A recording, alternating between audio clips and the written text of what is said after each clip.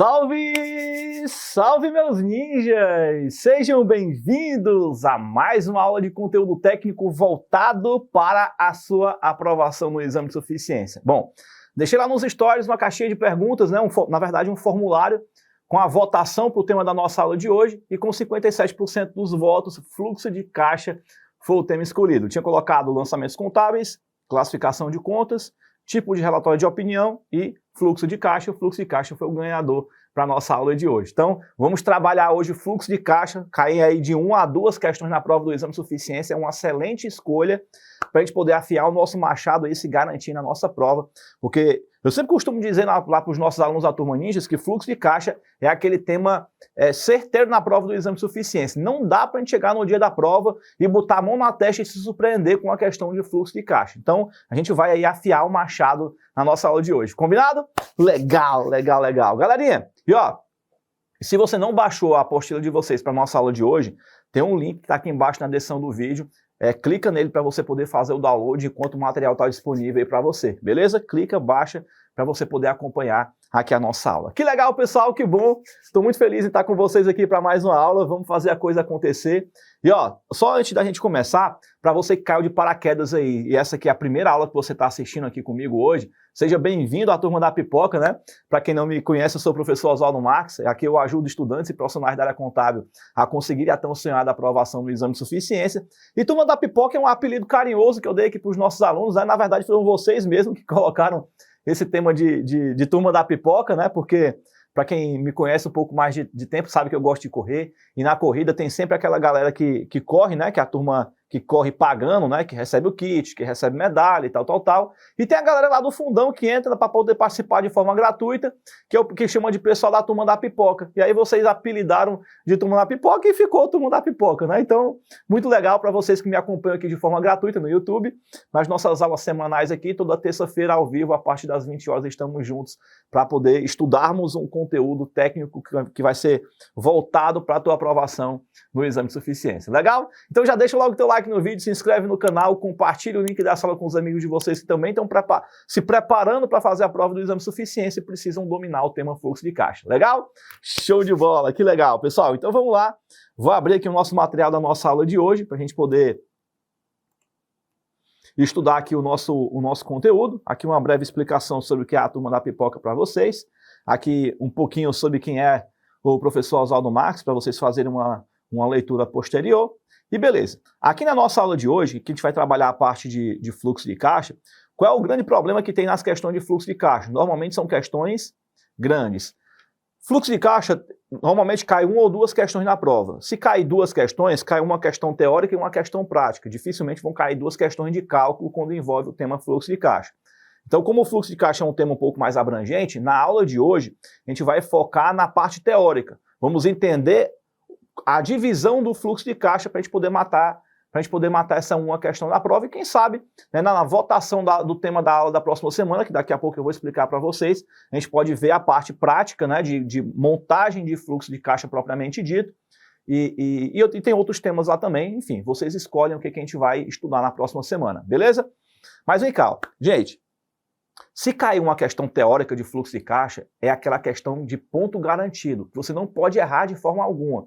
Porque é uma questão mais simples, que se você souber o que é a divisão do fluxo de caixa, operacional, investimento e financiamento, você acerta a questão na prova. E é exatamente esse o nosso intuito aqui na nossa aula de hoje, é fazer com que você consiga chegar a esse tão sonhado resultado da aprovação. Legal? Então, nós vamos mergulhar nessas questões teóricas aqui hoje, porque se ela cair, pode ser uma questão da tua salvação, beleza? E quanto à questão as questões grandes, eu quero também que você sossegue o coração, porque eu montei um checklist com o passo a passo de como é que você vai acertar uma questão de fluxo de caixa na prova, que na votação do tema da próxima semana vai ter lá também fluxo de caixa da parte prática. Então você pode votar para na próxima semana a gente ter uma aula prática de fluxo de caixa, para montarmos juntos um fluxo de caixa, dentre outras opções que daqui a pouco eu vou explicar para vocês. Mas, independente do tamanho da questão, dá para a gente acertar uma questão de fluxo de caixa na prova, beleza? Ó, repete aí comigo aí no chat aí, coloca aqui para mim assim, ó. Dá para acertar fluxo de caixa na prova. Repete comigo aí, para a gente poder enraizar isso na nossa mente, para você poder entender que sim, a gente pode acertar essa questão na prova. E galerinha, O grande problema é que quando são questões grandes, o que a gente pensa logo de cara? Toda questão grande a gente acha que é uma questão difícil, e não é bem por aí que funciona. Se você souber como é que a parada precisa ser realizada, se a questão vai ser grande ou pequena, não importa, a gente vai conseguir acertar e eu vou mostrar isso para vocês aqui. Então vamos lá, ó. Qual é a nossa missão aqui para hoje? A nossa missão vai ser entender aqui como é que essa parada funciona. Então, quando a gente trata de fluxo de caixa, puxando aqui pela Lei 6.404, ó, ela coloca aqui, ó, no artigo 176, demonstração do fluxo de caixa. Tá vendo? Só tem um detalhe que a gente precisa se atentar, que está aqui no parágrafo 6º, ó, que é a exceção à regra, que ela diz assim, ó, companhias fechadas com patrimônio líquido, ó, SA de capital fechado, com patrimônio inferior a 2 milhões, não será obrigatória. Isso aqui é onde está a pegadinha que você precisa se atentar na hora da prova. Porque quando a gente fala de NBCTG 26, ó, das normas brasileiras de contabilidade, ele só coloca assim, ó, DFC. Pronto. Então, qual o cuidado que eu preciso que você tenha lá na hora da sua prova? Se cair uma questão sobre obrigatoriedade. Obrigatoriedade. Se cair a obrigatoriedade na prova de demonstrações sobre as demonstrações contábeis, a pergunta que a gente tem que se fazer na hora da prova é o seguinte: ei, a obrigatoriedade é pela Lei 6.404, ou seja, é pela Lei das SAs, ou é pela NBCTG?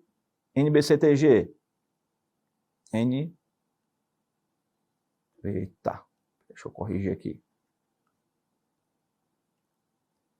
NBCTG, ou seja, pelas normas brasileiras de contabilidade. Se ele disser pela Lei 6.404, aí você vai dizer que ela é obrigatória.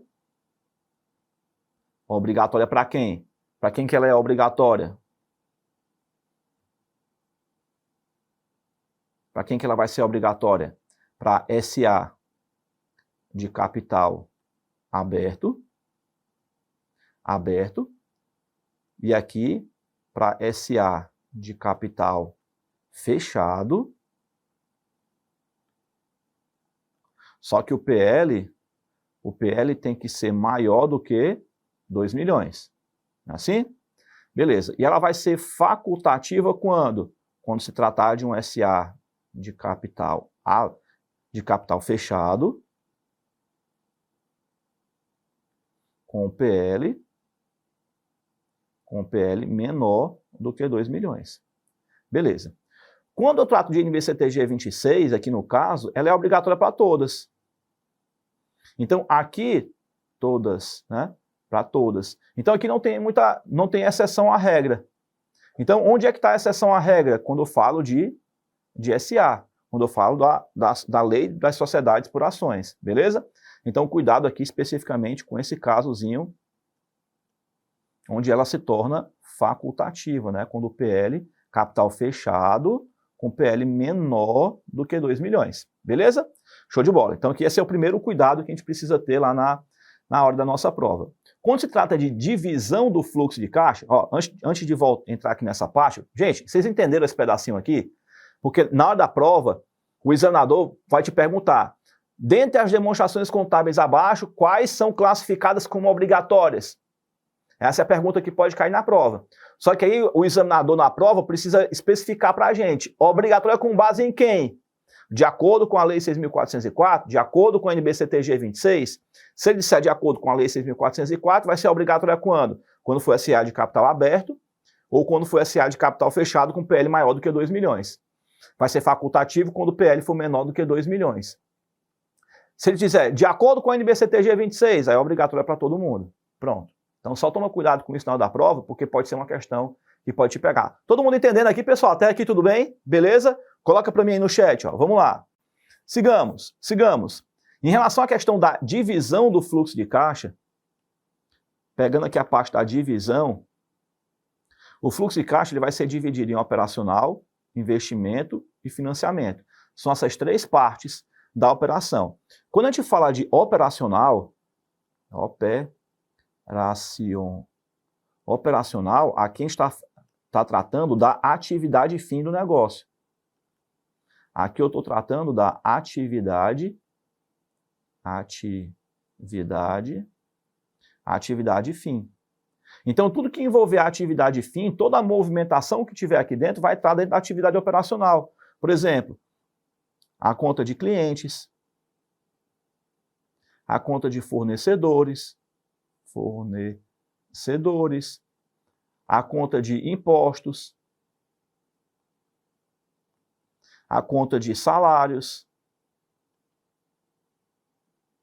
Basta você pensar assim, ó, ei, faz parte da atividade principal da empresa. Quando eu digo atividade fim, pessoal, puxa uma flechinha aí e anota, essa atividade fim seria a atividade principal. Né? Então, ou seja, tudo que remete à operação do negócio, você vai colocar como atividade operacional, seja a entrada ou seja a saída de recurso, beleza? Pronto. O segundo ponto seria, agora, as atividades de investimento. Ó. E quando a gente trata das atividades de investimento, aqui operacional, aqui investimento. Gente, as atividades de investimento são aquelas que elas não geram faturamento. Vamos colocar assim, ó, não gera faturamento.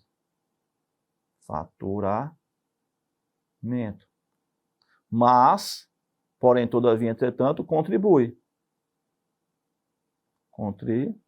Contribui. Ah.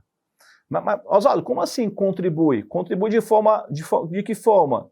De forma indireta. De forma indireta. Vou explicar. Indireta.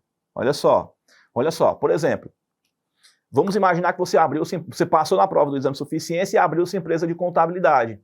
Aí você bota lá um ar-condicionado na sua sala. Vamos lá, você trabalha comprando e vendendo ar-condicionado? Não.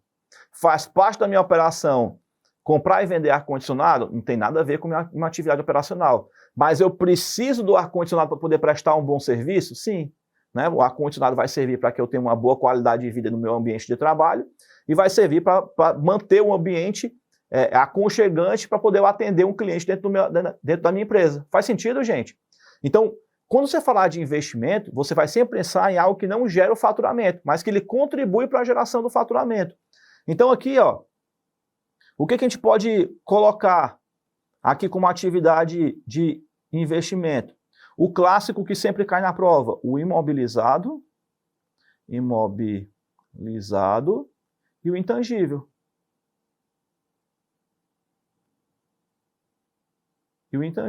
Acabou. E o próprio grupo de investimento, obviamente, né? E o próprio grupo de investimento, que ambos estão lá no ativo não circulante. Pronto, fechou. Aqui não tem mistério, não tem o que fazer. Você vai sempre pensar aqui nessas três contas básicas, que são as contas que mais caem, na prova. Perceba, elas não geram faturamento, mas elas são elas que contribuem para a geração do faturamento. E sempre cai na prova uma dessas três contas, ou todas elas, imobilizado, intangível e o próprio grupo de investimento, que está lá no ativo não circulante. Beleza? Muito bem. Entrando no terceiro grupo, que seria o grupo de financiamentos, o grupo de financiamento, vamos trazer ele para cá para a gente poder anotar, ó. Quando a gente trata de grupo de financiamento,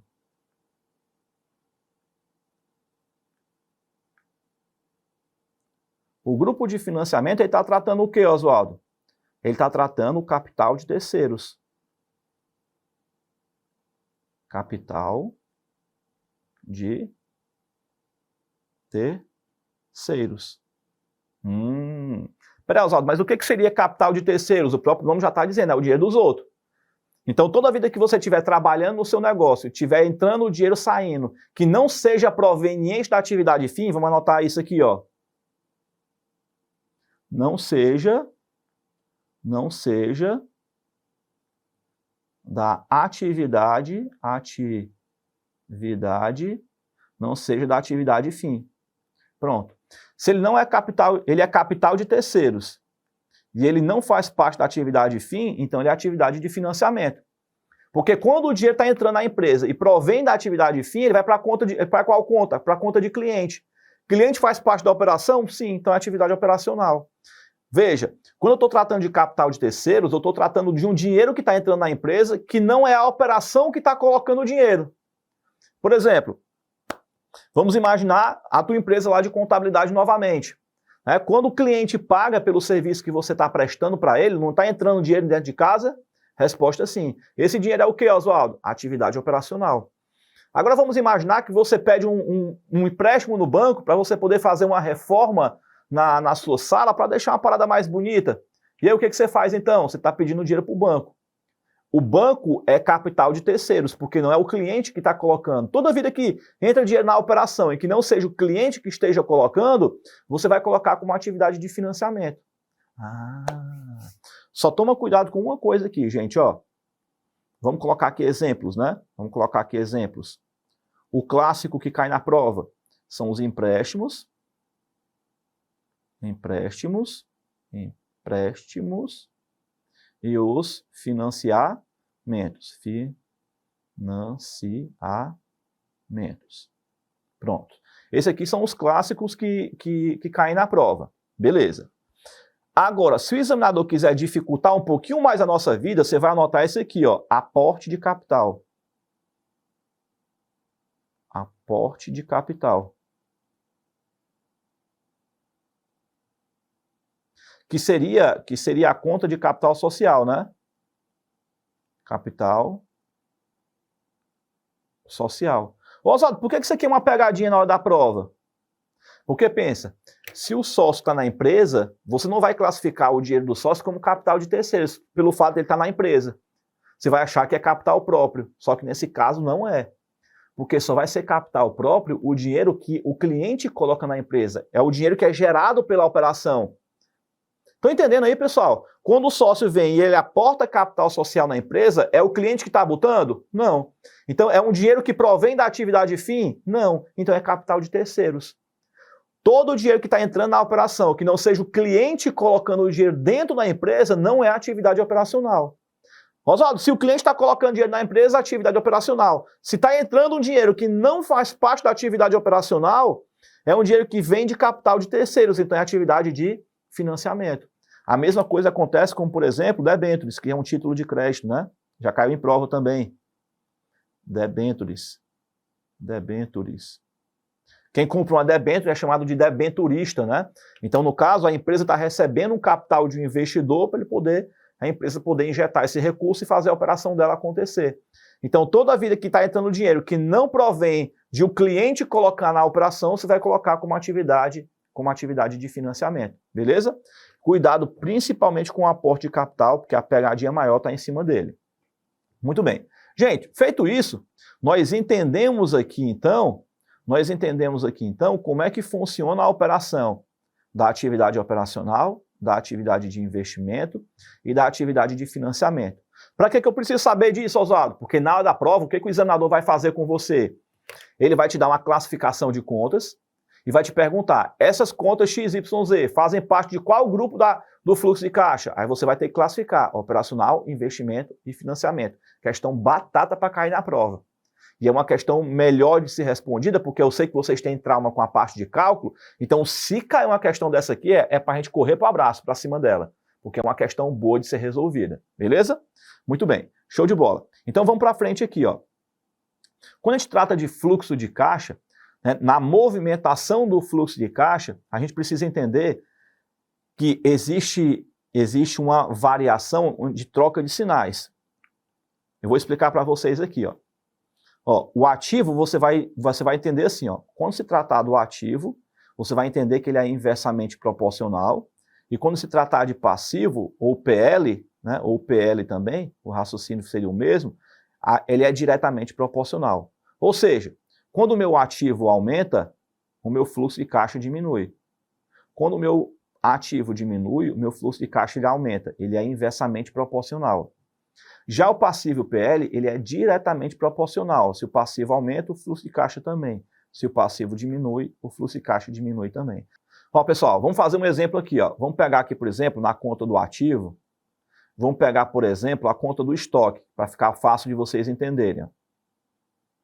Quando a conta do estoque está aumentando, significa dizer o quê?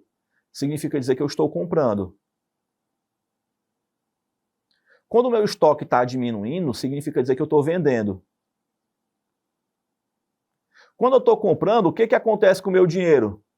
O meu dinheiro diminui, porque está saindo dinheiro para poder fazer a compra do estoque.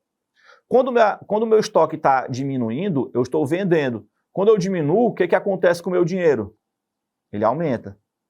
Então perceba que a relação, entre o estoque e o fluxo de caixa, ele é inversamente proporcional, porque quando um aumenta, o outro diminui. Percebeu aí a distinção? Toda vida que meu estoque estiver aumentando, eu estou comprando. Se eu estou comprando, meu dinheiro diminui. Se meu estoque estiver diminuindo, é porque eu estou vendendo. Se eu estou vendendo, meu dinheiro vai aumentar. Então, ativo versus fluxo de caixa ele é o que a gente chama de inversamente proporcional. Quando um aumenta, o outro diminui. Beleza?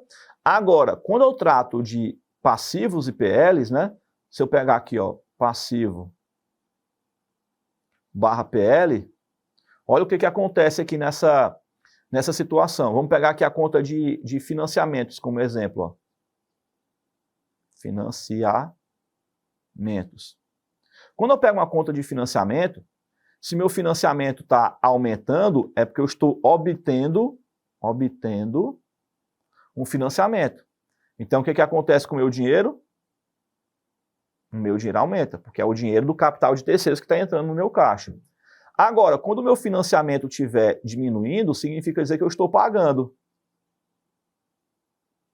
E se eu estou pagando, o que acontece com o meu dinheiro? Ele vai diminuir. Então, perceba que a relação entre o passivo e o PL e o dinheiro, ó, ele é diretamente proporcional. Quando um aumenta, o outro aumenta, e quando um diminui, o outro diminui também. Isso aqui vai ser muito importante para uma próxima aula, quando a gente trabalhar a parte de fluxo de caixa na parte prática, digamos assim, né, você já vai entender na movimentação da atividade operacional por que aumenta, por que diminui, por que troca de sinal. Porque se você entender a conceituação do porquê que aumenta e do porquê que diminui, não simplesmente alguém empurrar na tua goela abaixo, digamos assim, né, quando você entende o porquê da coisa, fica mais fácil de você resolver as questões práticas em outro momento. Gente, até aqui, estão conseguindo entender direitinho? Está fluindo aí para vocês? É claro que assim, você não vai sair da aula dominando e sabendo tudo absolutamente sobre fluxo de caixa, porque o aprendizado é um processo contínuo, ele é constante. Todo dia você aprende um pouquinho e melhora um pouquinho. Mas se você chegar para mim e dizer assim, ó, Oswaldo, eu estou aprendendo um pouquinho, ou então melhor, repete assim comigo, coloca no chat, estou evoluindo. Se você estiver evoluindo dentro do processo de aprendizado, para mim já está valendo a pena. Significa dizer que você está subindo um degrauzinho por cada vez. Isso aí é muito importante para a gente poder, como é que se diz, avançar dentro do nosso processo de crescimento até a aprovação no exame de suficiência. Beleza? Então tá aí, volta para cá. Ó. Maravilha, show de bola. E aqui a gente tem uma estrutura de um modelo de fluxo de caixa. Né? E aqui, ó, pegando essa primeira parte do fluxo de caixa, que seria a parte do fluxo de caixa da atividade operacional, que é o que cai na prova, né, para você entender a parte prática, né, primeiro você precisa entender a parte teórica da estrutura. Estrutura. Porque o que cai na prova é o fluxo da atividade operacional. Operacional. Isso aqui é o que cai na prova. Então a gente começa por onde, Oswaldo? Começa pelo lucro líquido. Eu estou falando lucro líquido, gente, mas também pode ser o prejuízo, tá? Pode ser o prejuízo. Se você quiser colocar assim, resultado líquido, também pode. Resultado líquido. Resultado líquido então, também pode. Por que, Oswaldo? Porque quando eu estou tratando de resultado, o resultado ele pode ser positivo, como ele pode ser negativo. E aí, pode ser qualquer um dos dois dentro dessa jornada. Do lucro, a gente vai para os ajustes. Oswaldo, o que seriam os ajustes? É eu pegar as receitas ou as despesas que não afetaram o caixa da empresa, né? Que não afetaram o caixa, que não afeta o caixa da empresa. que eu quero te dizer com isso? Existem despesas, como despesa com depreciação, por exemplo, que é uma despesa gerencial. Ou seja, ela é um lançamento contábil que gera uma despesa que vai para o resultado, mas não impacta o caixa da empresa. Por que, Oswaldo? Porque eu estou debitando despesa com depreciação e creditando depreciação acumulada. Então, uma é conta de resultado e outra é uma conta retificadora do ativo não circulante. Não mexeu com patrimônio líquido, percebe? Né? Não mexeu com conta de caixa. Né? Não houve saída de recursos do caixa. Então, no fluxo de caixa, a gente precisa fazer esses ajustes de despesas que aconteceram, mas que não afetam o caixa. E aí, o clássico que cai na prova, ó, depreciação, resultado da equivalência patrimonial, despesa com financiamentos e o resultado no lucro ou prejuízo de terrenos, né, no caso. Muito bem. Depois que eu faço esses ajustes aqui, ó, aí eu vou no lucro ajustado. Chego no lucro ajustado. Do lucro ajustado, eu vou para a variação das contas da atividade operacional, variação das contas da atividade operacional,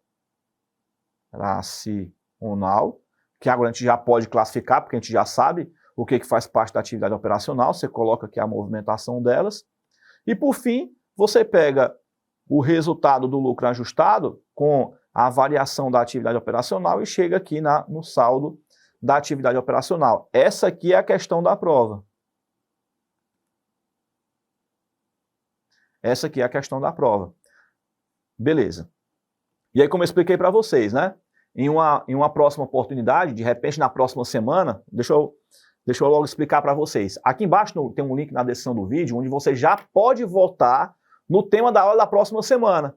Tem um link aqui embaixo, você vai clicar nesse link, vai aparecer um botãozinho lá, e nesse botão tem o tema de votação da aula da próxima semana. Então tem lá as opções, você vai escolher o tema que é mais interessante para você. Eu deixei um dos temas como sendo a continuação de uma aula de fluxo e caixa, para a gente poder ver a parte prática, mas também tem outros temas. Se vocês quiserem ver outros assuntos, beleza. Quem escolhe o tema da aula da Turma da Pipoca são vocês. Então, como é que se diz? Marquem lá e escolham o tema que vocês julgam como sendo melhor para vocês. Combinado? Beleza. Vamos então para as nossas questões aqui da nossa aula de hoje. Olha essa primeira questão aqui para você ver. Ó. Assinale a alternativa incorreta. A divulgação em separado das demonstrações contábeis decorrentes da atividade de investimento é importante porque tais fluxos de caixa representam a extensão em que dispêndios de recursos são feitos pela entidade com a finalidade de gerar resultados financeiros e fluxos de caixa futuro. São exemplos de fluxo de caixa decorrente da atividade de investimento. Opa, ficou fácil. Porque falou de atividade de investimento, tem 3 palavras-chave, né, pessoal? Quais são elas? Falou em atividade de investimento, eu tenho que falar de imobilizado, eu tenho que falar de intangível e eu tenho que falar do próprio grupo de investimento. Então vamos lá. Ó. Pagamento de caixa para aquisição de imobilizado, intangível e outros ativos de longo prazo? Perfeito. Esses desembolsos incluem os custos de desenvolvimento, ativos ativados e ativo imobilizado em construção própria. Perfeito. Tudo certinho aqui, o item A está correto, mas eu quero o item que está errado, né? Então, tchau para o item A. Adiantamento de caixa a empréstimos feitos a terceiros. Olha aqui o cuidado que a gente precisa ter nessa alternativa. Ó. Feitos a terceiros, ó. Cuidado. Porque uma coisa é eu pedir o empréstimo. Porque quando eu peço o empréstimo, eu não vou ter que pagar juros. Está entrando um recurso que não é proveniente da atividade operacional. Beleza, então atividade de financiamento. Só que agora não sou eu que estou pedindo empréstimo, sou eu que estou concedendo o empréstimo. Olha aí, ó, quando eu concedo um empréstimo para alguém, eu não recebo um valor de volta com juros. Então, na verdade, tecnicamente falando, quando eu concedo um empréstimo para alguém, eu estou fazendo o quê, gente? Eu estou fazendo um investimento. Porque eu vou ter o retorno do capital investido, mais os juros embutidos na operação. Então, eu estou rendendo o meu dinheiro, estou fazendo o que a gente chama de valorização do capital próprio. Vamos anotar aqui, ó. Valorização do capital próprio. Oswaldo, beleza, entendi. Valorização do capital próprio. Legal, show de bola. Então, veja, nessa situação aqui, aqui, feitos a terceiros é atividade de investimento. Está correto. Beleza. Então, se o item B está certo, ele está fora porque eu quero o item que estiver errado. Item C. Recebimento de caixa de contratos futuros a termos e opção e swap, inclusive quando tais contratos forem mantidos para negociação imediata. Gente, se eu tenho um contrato que ele é mantido para negociação imediata, ele faz parte da atividade operacional. Já começou errado. Operacional. Ou recebidos e forem classificados como atividade de financiamento? Não. Aí não seria atividade de financiamento, seria atividade de investimento,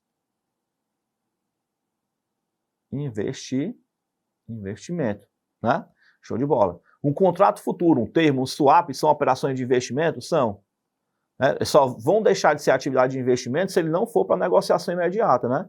Porque se ele for negociação imediata, ele vai para atividade operacional. Beleza. Então o item C está errado, porque não é atividade de financiamento, e sim atividade de investimento.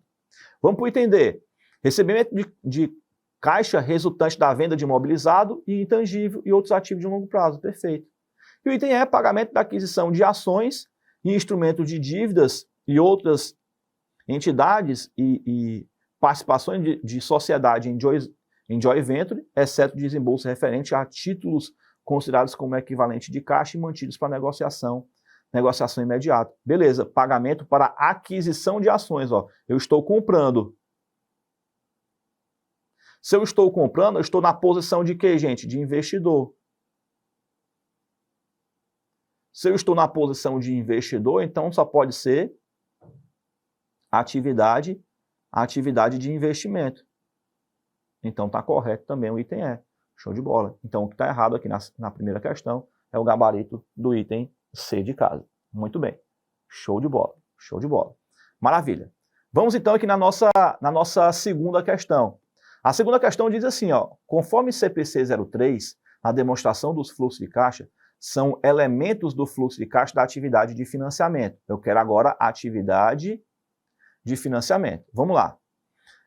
Caixa recebido pela emissão de debêntures, estou recebendo um dinheiro pela emissão de debêntures, empréstimos, notas promissórias e outros títulos da dívida, hipotecas e outros empréstimos de curto prazo. Beleza, tudo aqui é capital de terceiros. Se tudo aqui é capital de terceiro, então o item A já é a nossa alternativa correta. Agora vamos lá, para as outras alternativas. Ó. B, recebimento de caixa resultante da venda de imobilizado, intangível e outros ativos. Opa, falou imobilizado, falou intangível, aqui só pode ser atividade de investimento. C, recebimento de caixa resultante de royalties, honorários e comissões e outras receitas. Gente, isso aqui a gente chama de atividade operacional. Aí você vai me perguntar assim, ó, Oswaldo, que raios são royalties?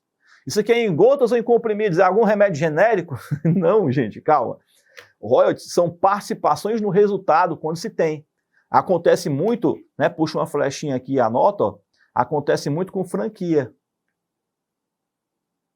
Você vai comprar, por exemplo, uma franquia da McDonald's.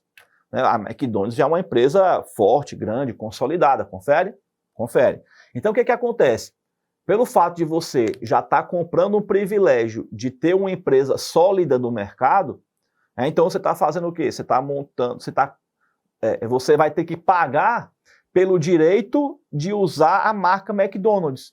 Então você vai pagar um percentual sobre o lucro que você tem na sua operação, que eles chamam isso de royalties, beleza?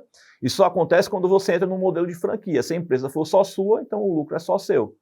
Oswaldo, qual é a vantagem de você entrar na franquia e abrir sua empresa própria? Bom, a sua empresa própria que você vai abrir, ela vai ter um tempo de maturação, digamos assim. Já o modelo de franquia, você está comprando um modelo já pronto, consolidado. Né? Então você paga lá para o franqueador, no caso, ele já te entrega a empresa toda pronta, montada, estruturada, e um beijo e um abraço. Acabou. Oswaldo, qual dos dois é o melhor? Aí vai muito da sua perspectiva, né? Do que você quer para você. Né? Os dois modelos de negócio são bons, são consolidados no mercado, e você vai na direção que você achar melhor para você. Beleza? Muito bom. Vamos então para o item C. Pagamento de caixas de contratos futuros a termos, opções, swap, exceto quando tais contratos são mantidos para venda no mercado, negociação, perdão, né? Contratos que forem mantidos para negociação imediata ou futura. Se for imediata, é atividade, seria atividade operacional, e se for futura, no caso, seria pagamento de caixa de contratos futuros, termos do swap, exceto tais contratos forem mantidos para negociação imediata ou futura, porque seria atividade operacional, e os pagamentos forem classificados como atividade de financiamento, recebimentos e caixas de venda de mercadoria e prestação de serviço. Bom, ele está pedindo para a gente marcar o que faz parte da atividade operacional. Beleza. Quando eu estou falando dessas operações e que eu estou falando de operação imediata, a operação imediata ela é a atividade operacional. Então, um pedaço do texto já está errado. Ou os pagamentos forem classificados como atividade de financiamento recebidas por caixa pela venda de mercadoria ou pela prestação de serviço. Gente, se eu estou vendendo mercadoria ou prestação de serviço, isso aqui faz parte da atividade fim. E tudo que faz parte da atividade fim faz parte da atividade operacional. Então aqui tem dois erros aqui, né? Tchau para o item D. Recebimento de caixa na venda de mercadoria ou prestação de serviço, aqui também é atividade operacional, então está errado.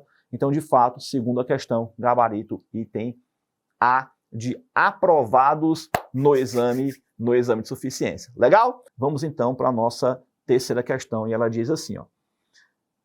Segundo o pronunciamento técnico CPC 03, que é o Comitê de Pronunciamentos Contábeis, que trata sobre fluxo e caixa, assinale as seguintes assertivas. Ele deu aqui uma sequência e ele pergunta. Vamos lá. Eu quero saber o que está errado. Então vamos ao que está errado.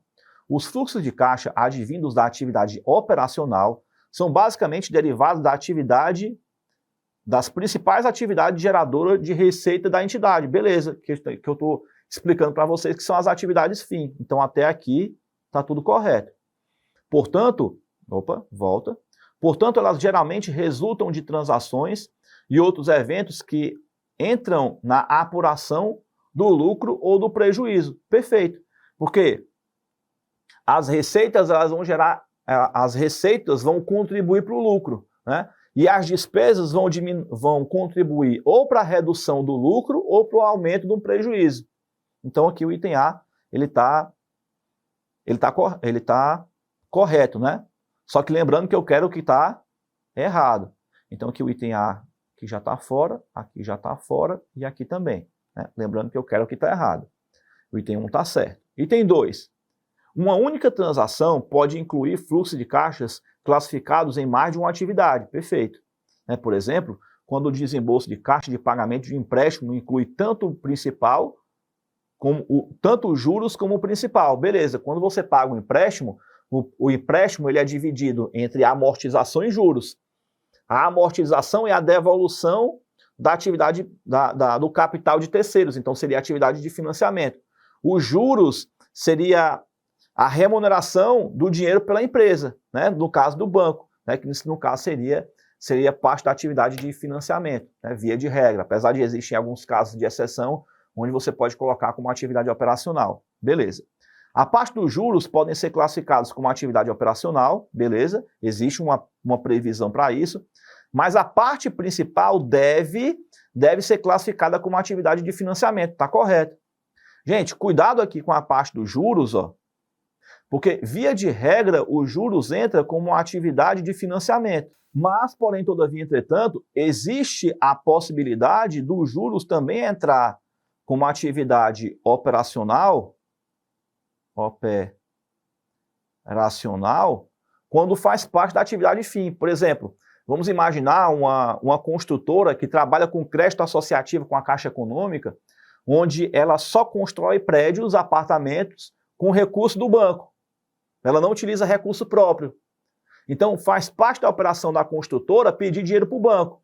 Então, a parte do principal é a atividade de financiamento. porque é capital de terceiros que está sendo injetado no projeto. Porém, os juros faz parte da operação, porque a empresa sempre pede empréstimo para poder construir a obra. Então, os juros faz parte da operação, seria atividade operacional, tá? Então, na norma, existe essa previsibilidade de tanto você colocar como atividade operacional e investir e atividade de financiamento. Aí você vai me perguntar, aí lascou, né, Oswaldo? Porque como é que eu vou adivinhar na hora da prova se eu vou colocar de um lado ou do outro? Aí a questão vai precisar te dar um contexto para você poder fazer essa classificação, beleza? Muito bem. Vamos para frente.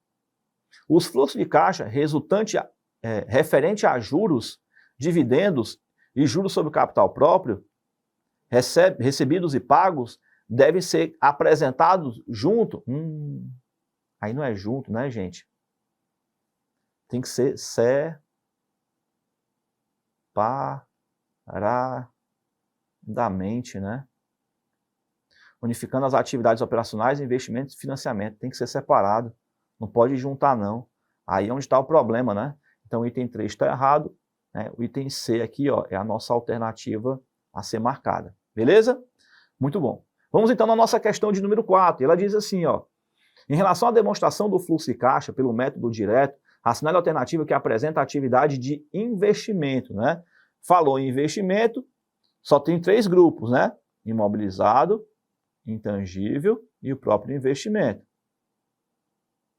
Muito bom. Recebimento de cliente, aí não, né? Porque é atividade operacional. Juros pago. Juros pago ou vai ser atividade operacional ou vai ser atividade de financiamento. Então tá fora também. Juros recebido. Opa, aqui é remuneração do capital próprio, né? Do capital próprio. Então aqui é atividade de investimento. Tende a ser a nossa alternativa correta. E recebimento por empréstimo de longo prazo. Empréstimo é atividade de financiamento. Então pronto, questão de número 4, gabarito, item C de casa. Maravilha, show de bola. E por fim, entrando na nossa última questão aqui da nossa aula de hoje, né, para a gente poder responder aqui, fechar a conta e passar a régua, mas antes de finalizar essa questão aqui, pessoal, eu queria mostrar para vocês o resultado que um dos nossos alunos teve aí na aprovação do exame de suficiência. E eu gosto de compartilhar esses resultados dessa galera que consegue passar na prova, porque eu acho que ela serve de fonte de inspiração para poder te contagiar, para que você possa acreditar que você também é capaz de conseguir passar na prova, mesmo que você tenha as suas dificuldades, que são comuns, e que já posso te adiantar, a gente sempre vai enfrentar uma dificuldade em qualquer âmbito da nossa vida, em qualquer coisa que você for fazer. Tá? Então quando a gente está se preparando para alguma coisa, por exemplo, você vai fazer a prova, pode ser que você tenha pouco tempo para poder estudar, pode ser que você esteja parado há muito tempo, pode ser que você tenha vindo de várias reprovações, pode ser que você até está começando a estudar a partir de agora, né? Está meio verdinho ainda, né? Está meio cru, tá sem saber por onde começar a estudar, e está tudo bem, né? Cada um de nós enfrenta dificuldades e assim, cabe a gente, assim, 2 coisas, ou a gente resolve o problema, ou a gente aprende a conviver com ele. Porque se o problema já aconteceu, não tem como a gente evitar, né, e fazer com que ele deixe de existir. Tipo, meu Deus do céu, porque minha faculdade foi muito ruim, meu professor ensinou ruim pra caramba, beleza. Assim, já aconteceu, né? Não tem como a gente evitar que o problema aconteça de novo. Se a faculdade foi ruim, paciência, né? De 2 uma, ou a gente vai passar a vida toda se lastimando, se maldizendo porque a faculdade foi ruim, ou a gente vai tomar uma ação daqui para frente para que a gente possa minimizar os impactos de ter tido uma faculdade ruim. Percebe a diferença? Ou você se coloca na posição de vítima, ou você se coloca na posição de protagonista, né? Da pessoa que vai resolver o problema. Vou bater no peito, deixa comigo que eu resolvo. Tipo isso. E às vezes é difícil a gente se colocar nessa posição, né? É uma coisa que vai acontecendo de forma gradativa com o passar do tempo. Quanto mais você vai crescendo, digamos assim, mais você vai amadurecendo e vai entendendo que assim, não adianta a gente ficar se lastimando pelos problemas. A gente tem que encontrar uma saída para resolver. Ou você encontra uma saída para resolver, ou você encontra uma saída para minimizar o impacto do problema. E é isso que eu quero que vocês comecem a construir essa mentalidade de pensar como é que eu posso resolver os meus problemas, né, os seus problemas. Você vai pegar no papel, você vai fazer essa atividade quando terminar a aula, você vai pegar um papel e você vai elencar as dificuldades que você tem. O que me impede de passar na prova do exame de suficiência? Quais são as dificuldades que eu tenho hoje? Você vai pontuar essas dificuldades. Depois que você pontuar essas dificuldades, você vai pensar assim, ó, o que eu consigo fazer para resolver esse problema ou minimizar os impactos que tem sobre ele para que eu consiga passar na prova. Começa a pensar sobre isso, né? Porque essa é a grande virada de chave, é um drive que você vai destravar na tua cabeça, né? Um bloqueio mental que você tem, que quando você destravar, você tende a evoluir mais rapidamente. É um exercício muito bacana que você pode fazer, que vai te ajudar pra caramba. Combinado? Então, pessoal, eu quero que vocês peguem e assistam esse vídeo e vejam com muito carinho, né, essa jornada de superação, para que você possa se contagiar também. Primeira coisa que eu quero que você pense quando esse vídeo terminar, né, depois que você terminar de ver esse estudo de caso desse nosso aluno que passa na prova, é pensar assim, ó, se ele conseguiu passar, eu também consigo. Quando você vê uma aluna nossa passando na prova, você vai pensar, se ela passou, eu também consigo passar. Porque ninguém aqui é sobrenatural. Ninguém aqui tem dons mirabolantes. Não, tudo que foi conseguido fazer foi feito com dedicação, empenho e força de vontade, porque nada cai de mão beijada nas nossas mãos. A gente precisa se dedicar para poder fazer a coisa acontecer. E eu tenho certeza que você vai conseguir também, porque a gente vai plantar essa sementinha, vai regar ela todo dia, para lá na frente a gente poder colher o fruto da tua aprovação e a gente vai comemorar juntos o resultado da tua aprovação. Então assiste esse vídeo aqui antes de a gente voltar e responder a última questão. Vai lá.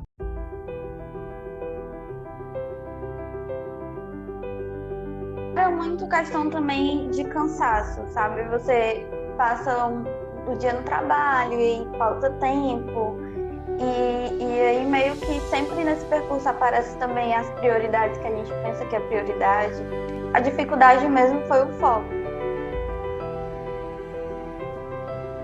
Foi muito complicado porque às vezes eu chegava à noite, aí tinha um cansaço e deixava a atividade para fazer depois, aí acabei acumulando também. Quando chegou mais próximo da data da prova, eu tava doidinha.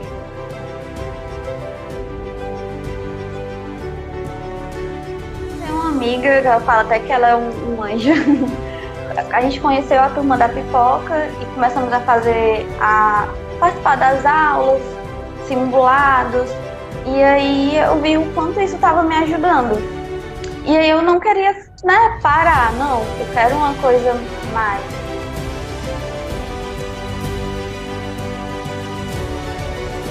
E aí eu resolvi participar do curso. Todas as noites eu ia assistindo o módulo, fazendo as atividades e nos finais de semana também. Eu sou de Fortaleza. Foi a minha primeira tentativa, foi em torno de uns 35. Olha, é uma emoção, assim. Quando eu vi meu nome, eu fiquei paralisada. Eu tava com meus amigos perto de mim e eu, gente, passei. Saí logo mostrando pra todo mundo. Então, porque é uma alegria que eu acho que não dá nem pra você dizer, né? Descrever como é a sensação. É muito bom. As aulas, ter conhecido, ter participado das aulas me ajudou bastante, porque eu tinha um norte, né? Porque eu acho que quando você estuda sem ter um norte para poder fazer a prova, fica mais complicado. Tipo assim, se eu não tivesse, né, acompanhado, feito o curso, era meio, tipo, os assuntos que vão cair. Eu acho que quando você entra em determinado assunto, se você não tiver um foco do que estudar, você acaba se dispersando. Tá vendo aí, gente? Cara, eu não me canso de assistir os nossos alunos da Turma Ninja que foram aprovados, assim, todo mundo gosta de colecionar alguma coisa, né? Tem gente que coleciona carro, tem gente que coleciona latinha de cerveja, tem gente que coleciona moedas antigas, eu coleciono alunos aprovados no exame de suficiência. Então, eu tenho uma pastazinha em casa, onde eu tenho os videozinhos de cada um dos nossos alunos aprovados no CFC. E acredite ou não, serve de fonte de inspiração para mim também. Porque às vezes os alunos perguntam para mim, Oswaldo, como é que você todo dia está com esse sorriso estampado no rosto? E, gente, eu não estou todo dia com um sorriso estampado no rosto, não. Tem dia que eu tomei borocochô também. Mas o que eu faço? Cara, quando eu olho para um aluno meu que passou na prova do exame de suficiência, quando eu vejo que ele conseguiu passar e que tem uma parcela de contribuição minha naquele jogo, eu digo, cara, eu estou aqui cumprindo com a minha missão de vida, estou aqui cumprindo e exercitando o dom que Deus me deu de conseguir ajudar as outras pessoas a chegar ao resultado da aprovação. Então, eu tenho que me manter firme nesse meu propósito, eu tenho que me manter firme nessa minha jornada para que eu consiga fazer com que os nossos alunos possam deslanchar na vida. E vai ser um prazer poder servir de trampolim para que você consiga prosperar também. Beleza? Então é isso aí. Vamos voltar aqui para a nossa última questão e vamos fazer a coisa acontecer. Vamos lá. Aqui. Vamos lá. Pronto. Em relação ao recebimento de caixa oriundo de contratos mantidos para negociação imediata, olha, já deu a palavra-chave, ó, negociação imediata, a cenário alternativa que melhor descreve o impacto sobre o evento no fluxo de caixa de uma sociedade empresária. Gente, acabou a questão. Se é negociação imediata, só pode ser atividade operacional. E tem C de casa aqui, ó. Aqui ele está colocando como atividade de investimento e aqui ele está colocando como atividade de financiamento. Acabou. Gente, quando você pega a palavra-chave, quando você entende a palavra-chave, é batata para você acertar a questão. É assim que eu ensino para os nossos alunos da Turma Ninjas e é assim que eu estou compartilhando para vocês também. A diferença é que na Turma Ninja a gente tem tempo para poder aprofundar isso de uma forma mais detalhada, digamos, né? Porque existem outras particularidades também. Então, os alunos da Turma Ninja têm aulas todos os dias, têm aulas ao vivo de revisão 2 vezes por semana. Então, eles têm um volume de aulas maior que dá tempo de a gente aprofundar isso com mais riqueza de detalhes. E aqui na Turma da Pipoca, né, vocês têm uma aula ao vivo por semana. Então, você pode participar dessa turma e estudar com a gente, beleza? E seguir essa jornada aí até a realização da prova do exame de suficiência, beleza? Então é isso aí, galerinha. Finalizamos a nossa aula por hoje. Não esqueça de votar aqui embaixo antes de terminar a aula. Não esqueça de votar aqui na aula da próxima semana. Então, próxima terça-feira, ao vivo a partir das 20 horas, a gente vai ter a nossa próxima aula. E quem vai decidir o tema dessa aula serão vocês, beleza? Então, galerinha, por aqui eu me despeço de vocês. Um grande abraço. Um beijo enorme no coração de cada um e a gente se encontra na nossa próxima aula. Tchau, tchau.